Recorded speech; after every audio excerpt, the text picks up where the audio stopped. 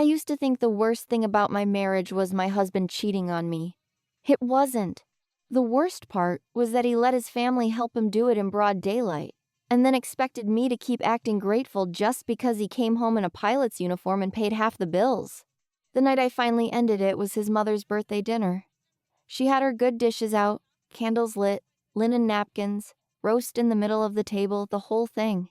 My daughter was sitting beside me swinging her legs under the chair, and my son was trying to steal olives off the appetizer plate when my mother-in-law looked at me across that table and said, "Well, whatever else happened, at least the children gave Daniel a reason to stay." She said it lightly, like it was a little family joke. A couple people smiled. His sister looked down at her glass. His father kept cutting his meat. And Daniel, my husband, stood there with a bottle of wine in his hand and did exactly what he had done for 5 years whenever his family went after me. He let it happen.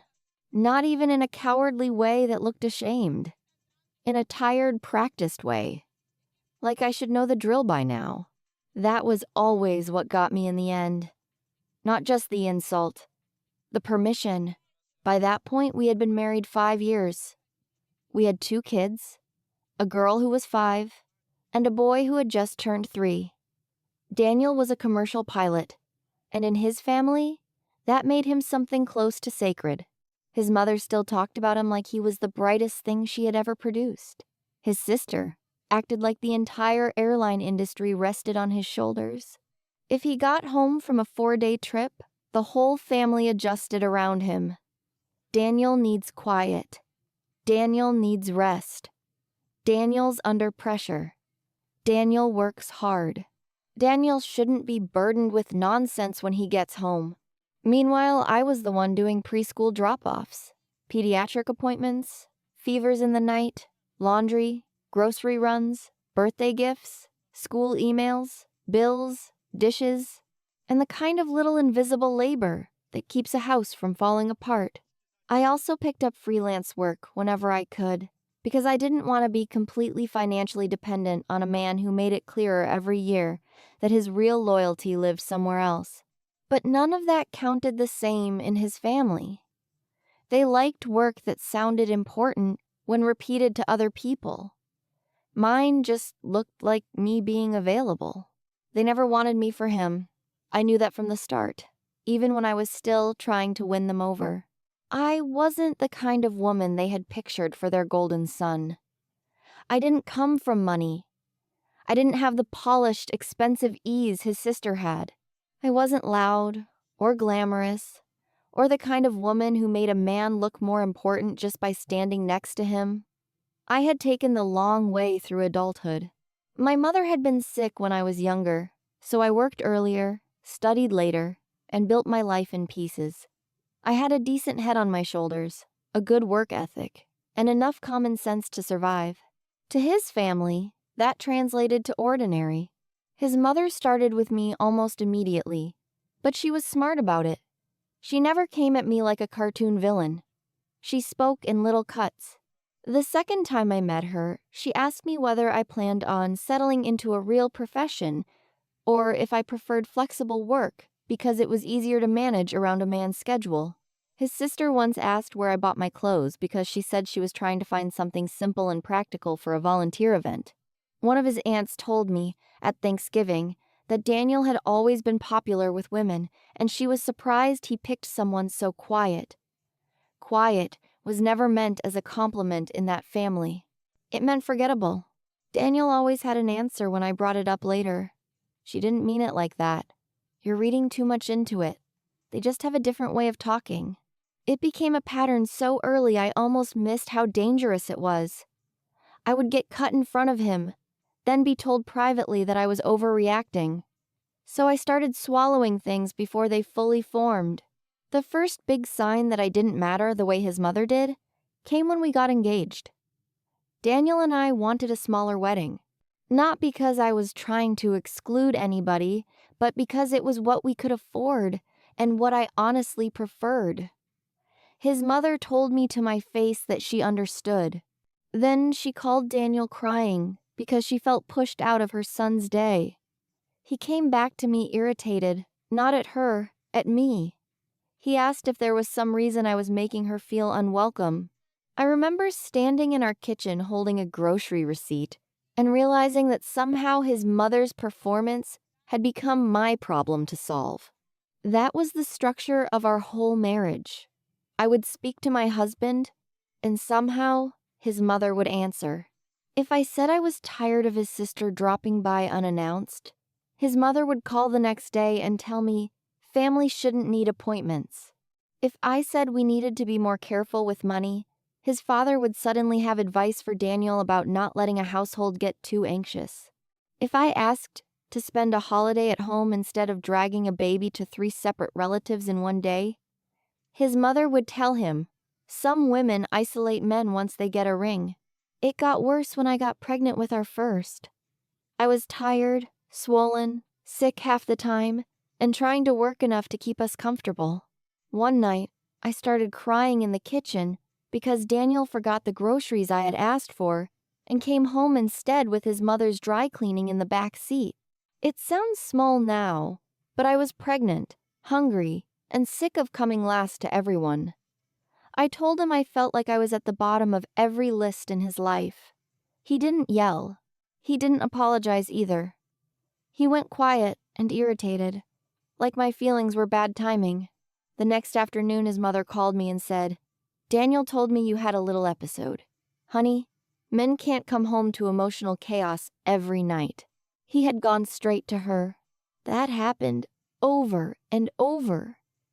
I would say something raw to my own husband in private, and within a day his family would be treating it like shared property. If I said I was hurt, his mother knew I was moody. If I said I felt unsupported, his sister suddenly thought I was putting too much pressure on him. If I cried after a fight, somehow his aunt had a new opinion about women who use emotion as leverage. There was no sealed space in that marriage. I wasn't living with one man. I was living with him and the entire council of people who helped him avoid accountability. When our daughter was born, I thought maybe the family would soften. They didn't. They just found new material. If she cried too long, his mother said babies feel tension in a house. If I was too tired to answer every text, his sister said motherhood clearly wasn't as natural for some women. When I struggled with breastfeeding and had to supplement, an aunt sent me an article I never asked for about commitment and maternal bonding. Even the help came with judgment hidden inside it. Then, I got pregnant again quicker than we planned. That was when they stopped pretending. His mother's face when we told them is burned into my brain. It wasn't excitement. It was calculation. Like she had just realized the situation was becoming harder to reverse. His sister laughed and said, Well, I guess that locks things in. His aunt said, 2 under 3 will definitely keep him home more. And later that night, outside while I was buckling my daughter into the car, his sister leaned against the porch rail and told me, I just hope he doesn't wake up one day and realize his whole life got decided too fast. I asked her what that was supposed to mean. She shrugged and said, You know Daniel always had choices. That line kept coming back in different forms. He could have done better. He always had options. He settled early. He's a family man now, but that wasn't the original plan. The ugliest version came from his mother one afternoon, when my son was still a baby. She was in my kitchen, pretending to help, while actually opening cabinets and moving things around. She looked at both kids, then at me, and said, Some women know exactly how to secure a future. I knew what she meant. She wanted me to know she knew. Daniel said later that I had taken it the wrong way. That was who he was. Not a loud monster, not some dramatic tyrant. A man who could stand in the middle of a fire, tell me the room was fine, and then complain to his mother that I smelled smoke. I tried for years. I really did. I hosted holidays. I bought thoughtful gifts. I made sure his parents got pictures with the kids. I sent thank you texts. I remembered birthdays. I acted warm even when I knew I was being watched for mistakes. I told myself if I stayed consistent enough, if I never gave them anything obvious to point at, they might eventually relax. All that did was teach them I could take more. The move out of the suburbs was my idea after our son was born, and his mother started treating my house like an extension of hers. She came over unannounced all the time, not to help, to inspect. She opened my fridge. She commented on what the kids were eating. She refolded laundry. She moved things in my kitchen. She asked why there were toys in the living room, like there were supposed to be museum conditions in a house with 2 small children. Once, she showed up when I had a stomach bug and both kids were still in pajamas at noon watching cartoons because I could barely stand up. She looked around and said, "Daniel works too hard for the house to feel this chaotic." I was on my knees by the couch with a bucket next to me when she said that. That night, I told him we had to move farther out. I said I couldn't breathe with his mother constantly inside our walls, and I meant that literally. I felt watched even when she wasn't there. He said I was being dramatic. Then he agreed anyway because the commute still worked, and part of him knew I was right, even if he would never say it that clearly. We moved farther outside the city, bigger yard, more distance, fewer surprise visits. For a few months, I thought maybe it would help. It did in a practical sense. But it didn't change the marriage because Daniel brought his family with him everywhere in his head. If we fought at night, his mother somehow knew by morning. If I said I was uncomfortable with something his sister had done, then his sister got colder with me before the week was over. Distance didn't matter. He still lived emotionally under his mother's roof. Around year 4, he started changing in a way I couldn't explain away anymore. He got colder, not just tired. He kept his phone face down more often. He took calls outside. He became harder to reach emotionally even when he was sitting in the same room. If I asked how a trip had gone, I got one-word answers unless other people were around. At home, he wanted silence, food, sleep, and a wife who didn't need anything difficult from him. He was still decent with the kids when it suited him, but more and more I felt like I was managing around a guest who expected credit for stopping by. I started having health problems around then too. At first, I told myself it was stress, then hormones, then just life after 2 kids and not enough sleep. I kept putting off a doctor's appointment because there was always a reason. A child needed picking up.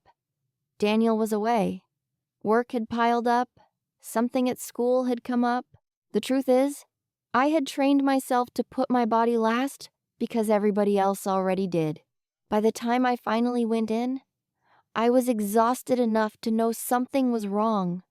The doctor was careful, which almost made it worse.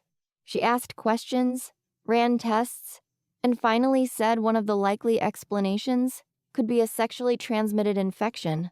She also said there were other possibilities, and she wanted to be thorough. But once that sentence existed, my marriage changed shape. Daniel was my only partner. There was nowhere else for my mind to go. I sat in my car after that appointment, with both hands on the steering wheel, and just stared straight ahead. It was one of those bright afternoons where the world looks almost rude for continuing normally. Then I went and picked up my kids, because mothers don't get to stay shattered on schedule. When I brought it up to Daniel that night, I was calmer than he deserved. The kids were asleep. I told him what the doctor said. I asked if there was anything he needed to tell me. He didn't look shocked. He looked inconvenienced. First, he asked if I had understood the doctor correctly. Then he asked if they had confirmed anything. Then he asked whether stress could be affecting my judgment. I finally said, "Did you sleep with someone else?" He leaned back in his chair like I had offended him. "I'm not doing this right now." That was Daniel.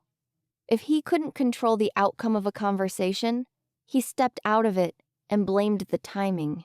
After that, he got colder. But he also got careful. In front of the kids, he started acting more attentive. In front of other people, he looked patient and burdened.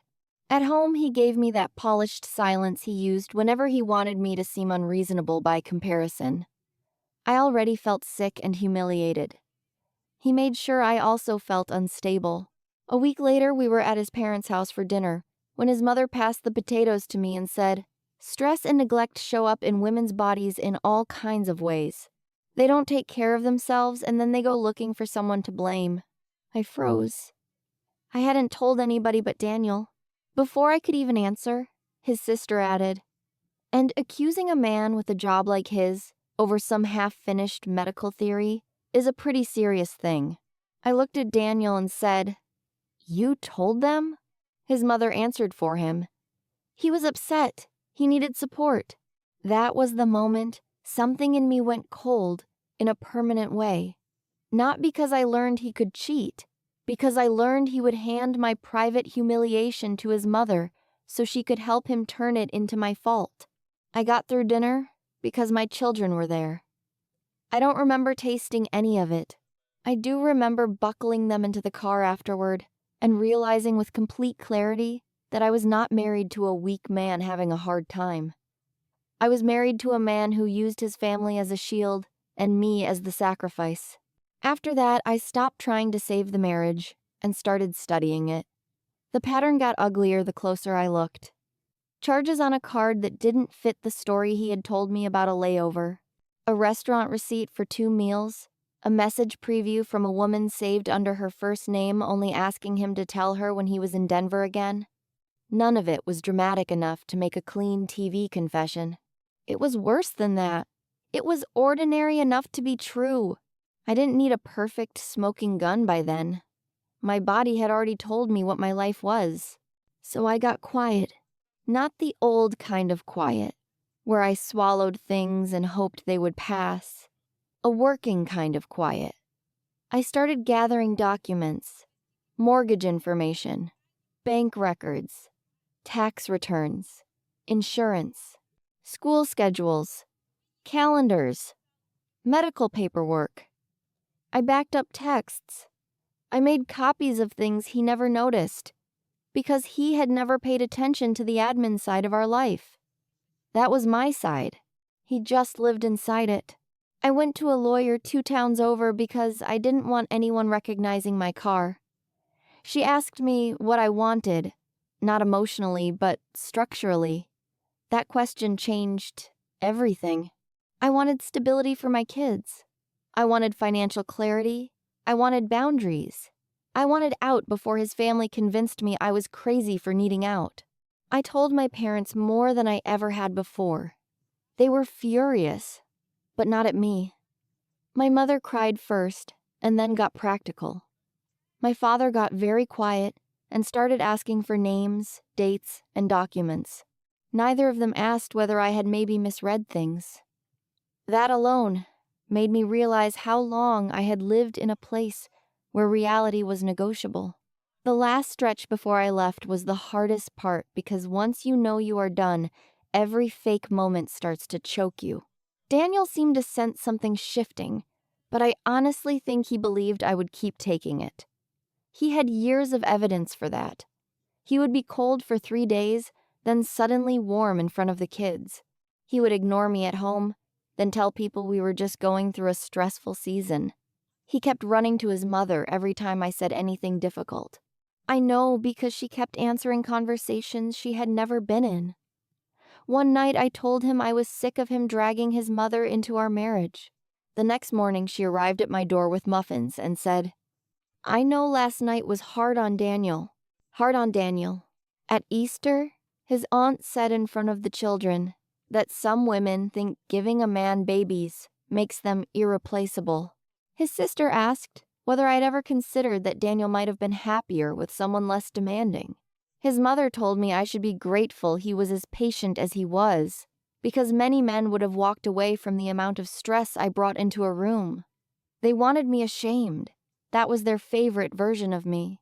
Tired, defensive, apologizing, trying to prove I belonged there. The thing that finally made leaving feel bigger than fear was my daughter. She was in the living room one afternoon playing with dolls while I was folding laundry, and I heard one doll tell the other, in this little high voice.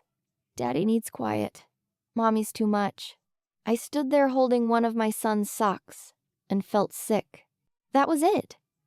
Not because it was dramatic, because it was normal to her. By the time his mother's birthday dinner came around, my paperwork was ready. The filing would go in the next morning. My parents knew to expect me later that night. I had bags packed for the kids in the trunk under a blanket. I had even arranged for a friend to take them after cake so I could get them out before the room exploded. Dinner went exactly the way those dinners always did. His mother hosted. His father made speeches about loyalty. His sister talked about strong family values. Daniel relaxed into his favorite version of himself. The good son, the tired professional, the man everyone made room for. Then his mother made that comment about the children giving him a reason to stay, and everybody let it sit there like it belonged at the table. So when she raised a glass later and started thanking everyone for coming, I stood up with mine. I said, "Since we're all talking about family, I want to say something too." That got everyone's attention fast. Daniel's face changed before anyone else's. He knew me well enough to hear something in my voice. I said, "I'm filing for divorce in the morning. The kids and I are leaving tonight." Nobody moved at first. His sister actually looked confused, like she couldn't understand why I would say something that real out loud. His father stared at me.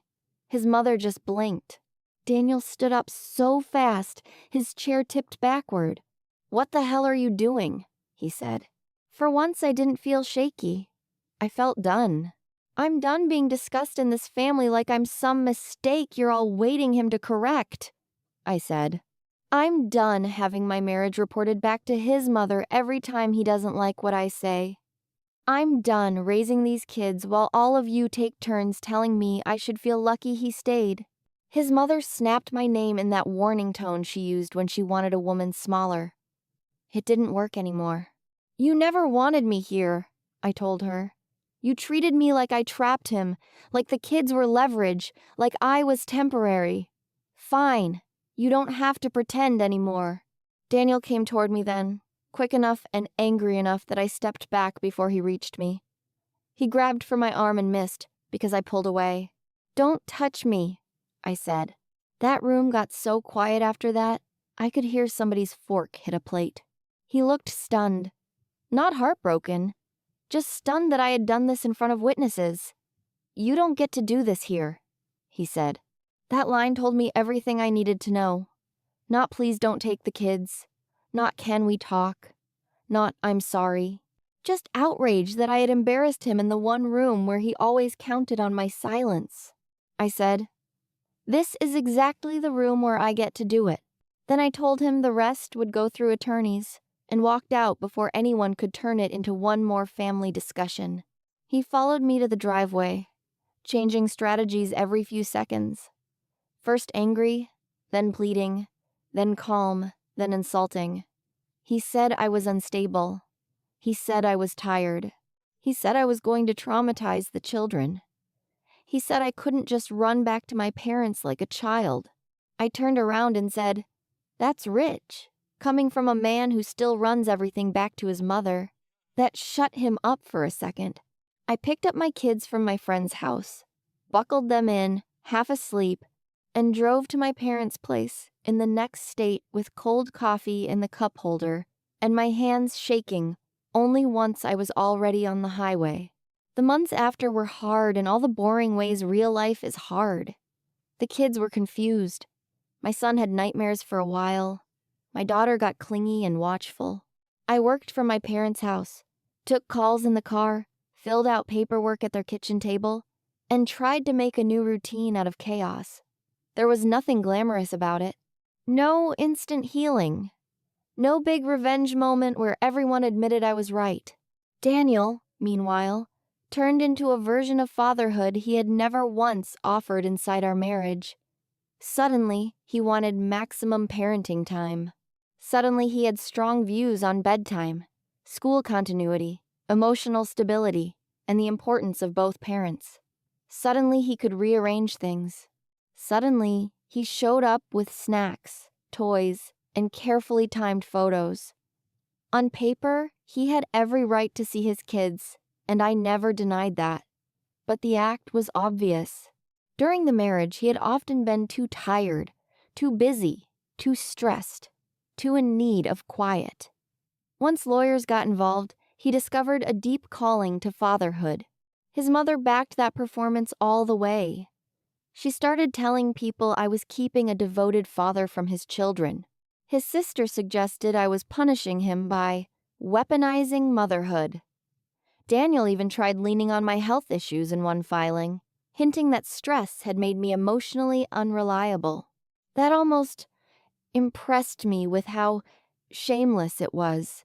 What saved me was not one dramatic piece of evidence.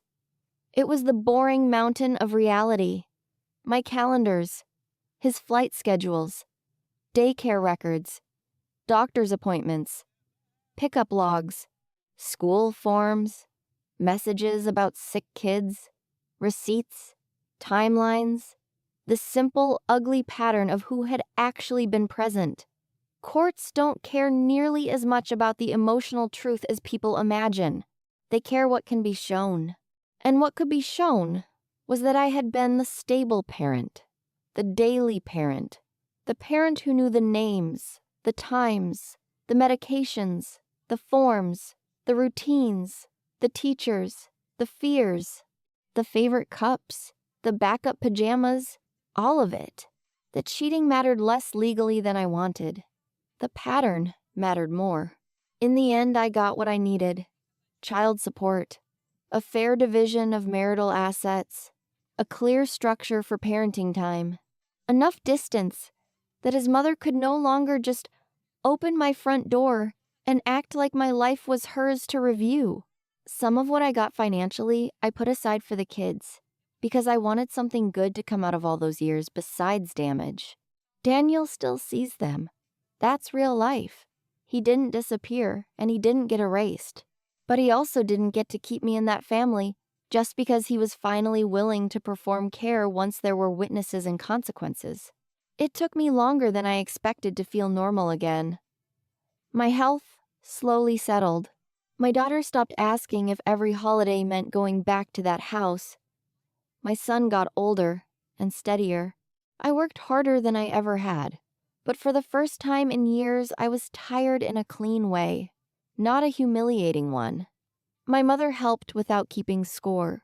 My father fixed things and never once treated me like I had failed. Looking back now, I don't think the biggest betrayal was even the affair, though I'm sure there was one. It was that I spent years trying to build a marriage with a man who was still living as somebody's son first, last, and always.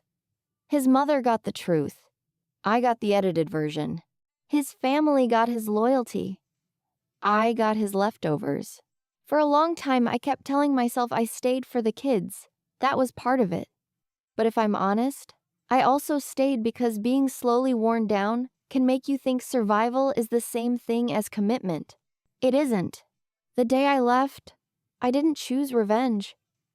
I chose an end to being explained out of my own life. And once I did that, there was no going back.